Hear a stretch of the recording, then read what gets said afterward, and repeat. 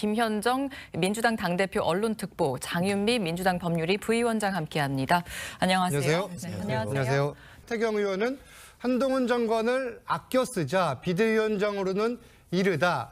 그러니까 이제 여권 내에 있는 의원들도 그런 새로운 이미지에는 동의를 하지만 비대위원장이 자리에는 부적절하다, 이런 의견이 일각에서 나오는 거잖아요. 어떻게 보세요? 표면적으로는 정치 경험이 좀 부족하다라는 거를 얘기하고 있지만 사실은 지금 현재 국민의힘이 비대위로 전환하는 가장 근본적인 원인은 강서구청장의 보궐선거에서 패배한 거잖아요. 근데 그거에 대해서 사면하고 공천하는 것에 그 민심을 잘못 읽고 또 뭐 국정 기조나 이런 것들이 문제가 돼서 패배를 해서 지금 이제 김기현 대표 체제가 혁신위를 띄웠다가 다시 여기까지 오는 그런 상황인데 그러니까 가장 그 본질적인 핵심은 윤석열 대통령이란 말이죠. 그러니까 윤석열 대통령이 국정 기조를 바꾸지 않는 이상에는 저기 이제 거론되고 있는 분들 누구를 시켜도 다 용산 비대위라고 국민들은 생각할 겁니다. 그런데 이제 한동훈 장관 같은 경우에는 누가 봐도 윤석열 대통령의 그 정권의 2인자, 복심이라고 일컬어지고 일부에서는 아바타라는 얘기까지 지금 나오고 있는 그런 사람 아니겠습니까? 그럼 한동훈 장관이 비대위원장을 섰을 경우에는 당연히 내년 총선이 국정심판론으로 더 강화될 수밖에 없는 그런 내용이고 한동훈 장관이 뭐 그 신선함이라든지 새로움 이런 거로 인해서 보수층에서 인기 있는 건 사실이지만 또 중도의 소구력이나 확장성에 대해서는 대단히 의문을 갖고 있는 것도 한계도 분명히 같이 있는 사람이거든요.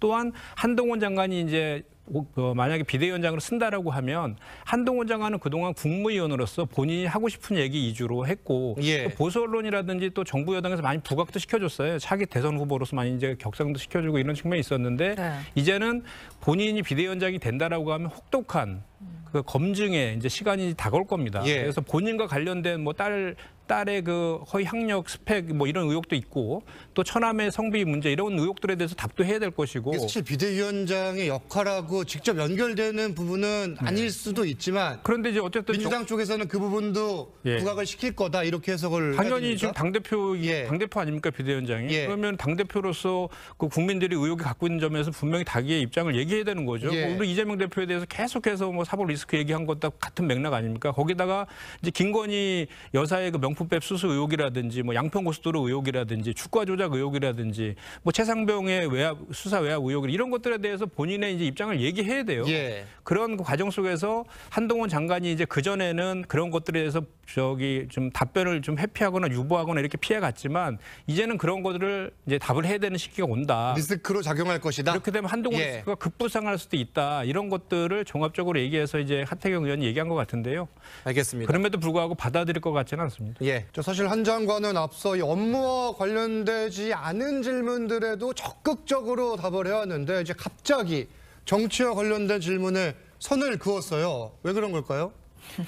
지금 비대위원장으로 이렇게 거론되고 있으니까 그거에 대해서 본인이 선택권이 사실 없잖아요. 윤석열 대통령이 어떤 선택을 하느냐에 따라서 하는 거기 때문에 신중하게 지금 답을 안 하는 것은 안 한다는 얘기 안 하지 않습니까? 물론 여당에서는 당에서 하는 걸로 지금 이야기를 하고 있습니다. 근데 본인이 고사할 생각이 없으면 안 하면 되는 거잖아요. 근데 그 얘기를 안 하고 있지 않습니까? 그것은 반대로 생각하면 하겠다라는 얘기라고 저는 들리고요. 다만 이제 제가 아까 우리 김근식 교수님 말씀에 좀 부연을 드리면 어제 발표한 갤럽 여론조사에서 국정 지지도의 부정률이 62%가 나왔습니다. 그리고 중도에서는 무려 72%가 국정 지지도에서 부정이 나왔어요. 그런데 이제 한동훈 장관이 비대위원장이 된다면 용산에 대해서 쓴소리도 하고 수직적 당정 관계 좀 개선도 하고 결국은 민심을 따르는 정당으로 만들어야지 총선에 승리할 수 있는 거잖아요. 근데 과연 그것이 가능할 것인가에 대해서는 저는 대단히 좀 회의적으로 느끼는 것이 당장 쌍특검에 대해서 거부권 행사할 것이 예상되잖아요. 그리고 거부권 행사하지 말아야 된다는 여론이 70%입니다. 근데 그거에 대해서 한동훈 장관이 비대위원장이 되었을 때 과연 그렇게 할 것이냐. 대단히 회의적이고 또는 이제 보수층에서조차도 비판적인 시각이 많은 그 해병대 최상병 수사 외압 의혹이라든지 또는 홍범도 장관 흉상 이전 관련된 문제들도 지금 그 한동훈 장관이 민심대로 할지 또는 보수층이 지지대로 할지에 대해서는 전 대단히 좀 부정적으로 좀 읽혀지거든요. 그렇기 그렇기 때문에 한동훈 장관이 만약에 저기 간판으로 비대위원장을 맡게 된다라고 하면 그와 관련된 많은 비판의 지점들이 있을 거예요. 근데 그거를 정말 극복할 것이냐가 관건인데 그 저 국민적 시각에서 그동안 해왔던 행보들을 봤을 때 그게 가능할까는 상당히 쉽지 않을 것 같다. 네, 그렇습니다. 알겠습니다. 지금 국민의힘과 비교하는 분들 많거든요. 이 체제 계속 유지가 되는 거죠? 어떻습니까? 그렇죠. 그러니까 지금 여당과 야당은 그 역할과 책임에 있어서 차이가 있거든요. 지금 현재 여당 같은 경우에는 아까도 말씀드렸지만 강서 보궐선거 참패 이후에 그걸 수습하는 과정에서 이제 비대위 체제로 전환까지 지금 얘기하고 있는 것인데 우리 민주당 같은 경우에는 그렇게 비판의 지점이었던 사법 리스크도 영장이 기각되고 또 보궐선거에서 저희가 승리를 했잖아요. 그렇기 때문에 지금 민주당이 해야 될 것은 총선 승리를 위해서 오히려 통합과 단결이 가장 방점을 찍혀야 되는 것이고 그거를 기반으로 해서 당을 좀 더 제도적으로 혁신해 나가는 그것이 지금 필요한 시점이지 김기현 대표가 사퇴했다 그래서 그 우리 이재명 대표도 사퇴하고 통합 비대위로 가야 되는 주장들은 저는 설득력이 없다. 보이죠. 이낙연 전 대표의 신당 창당을 반대하는 60여 명의 의원들이 창당을 만류하는 취지의 연서명에 참여했다. 이런 보도가 나왔고 이제 저희 취재기자가 또 확인해 보니까 맞다고 그러네요. 어떻게 진행 중입니까? 저도 조금 전에 확인해 보니까 지금까지 74명의 의원이 연서명했다고 그러더라고요. 74명이 연서명을 했다. 그래서 계속 지금 받고 있는 그런 과정이고 네. 그러니까 누가 봐도 그 이낙연 전 대표가 신당을 만든다는 것은 명분이나 세력 면에서 저는 사실 가능하지 않다라고 저는 생각합니다. 그래서 지금도 저는 이낙연 전 대표가 주장하는 내용들이 있지 않습니까? 그 내용들에 대해서 좀 더 당 지도부를 압박하는 수단으로의 신당 창당을 얘기하고 있다라고 믿고 싶습니다. 그리고 실제로 그렇게 되기를 지금 고대하고요.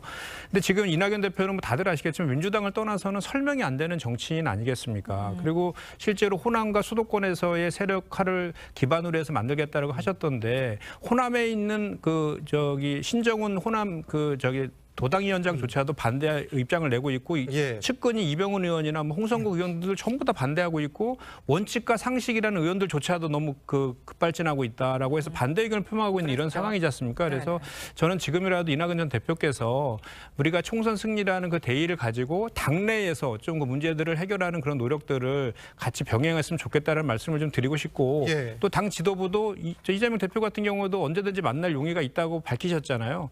그래서 그런 만남을 통해서 간극들을 좁혀가는 그런 지혜가 좀 필요한 시점이다. 그래서 이낙연 전 대표를 포함한 전직 총리 3명의 총리 연대설이 계속 나오는 가운데 이 분들을 만나는 거예요. 어떤 대화, 어떤 의견이 오갈까요? 저는 지금 당내에 대한 이제 조언을 듣기 위해서 만나시겠죠. 그런데 원래부터 저 세 분의 전 총리의 연대는 가능하지 않다라는 게 당내의 지배적인 의견이었습니다. 왜냐하면 서로 세 분의 스타일도 다 틀리고 정치의 그 이력이나 경력 자체가 아예 틀립니다. 그래서 세 분이 같이 해서 뭐 신당을 같이 합류한다거나 이런 가능성은 없는데 그럼에도 불구하고 이제 우리 당에 아주 경륜 있는 이제 정치인이시고 선배들이시니까 당 대표가 조언을 구하러 이제 만나는 거고요.